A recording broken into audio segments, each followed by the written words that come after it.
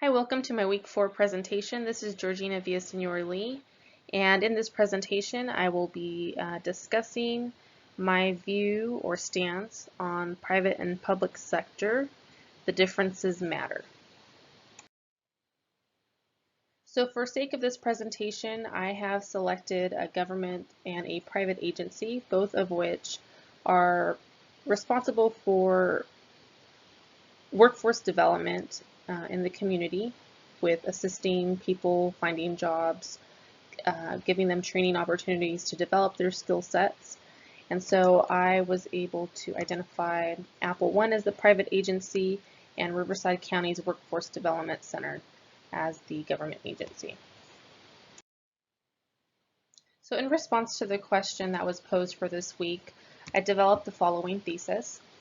While similarities exist between government and private agencies, the differences outweigh the similarities, and those differences are more important to focus on, benefiting the public and the economy.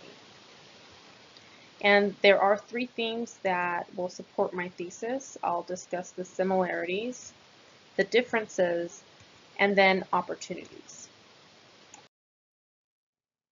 So my first theme will cover the similarities between private and government, and it will discuss in general the structure.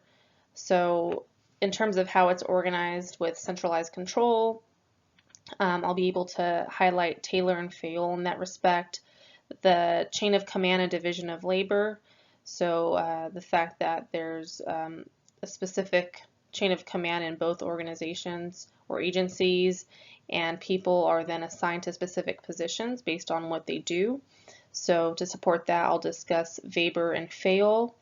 And then also the fact that personnel are hired based on merit in both agencies and supported by the Pendleton Act and Max Weber. I'll also discuss similarities when it comes to general management functions. So of course I'll cover POSCORB according to Gulick, some of the challenges with integrating all of those management functions under Gulick, and this is supported by Allison. I'll also discuss how both agencies aim for efficiency and discuss that concept when it comes to Taylor. And then I'll move on to discussing how management desires to treat employees equally, as supported by Taylor and Weber, and also retaining and motivating employees as supported by Maslow and Fayol's theories. My second theme will discuss the differences between the agencies. I'll start off with some personnel constraints in terms of government being a more regulated environment. This is supported by Appleby, I think it is.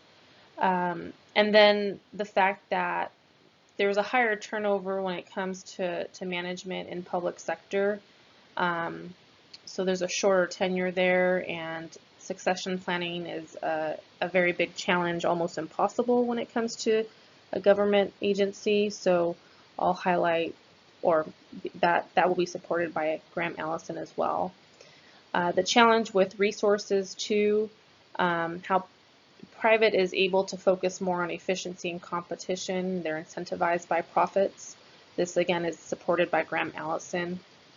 And how government is more challenged to finding ways to motivate employees.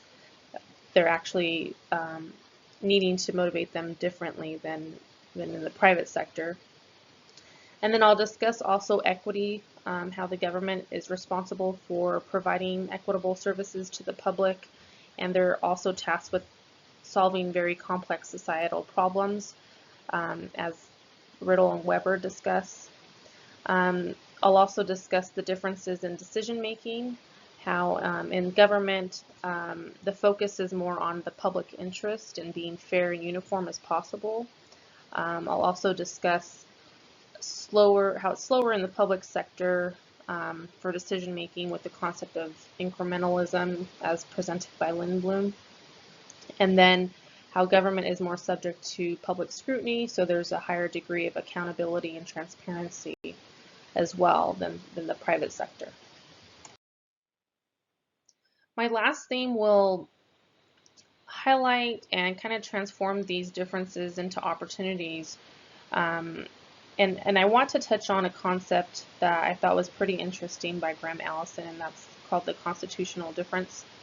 And it talks about how by design, the way that our Constitution sets up government, it actually presents this competition between public and private sector. And I want to highlight that as an opportunity for collaboration and partnerships between the two, with the understanding that, hey, they're both there to achieve a common goal, ultimately benefiting the public and also helping the economy, especially when it comes to this situation here with workforce development and how that's correlated with the unemployment rate and the economy as well.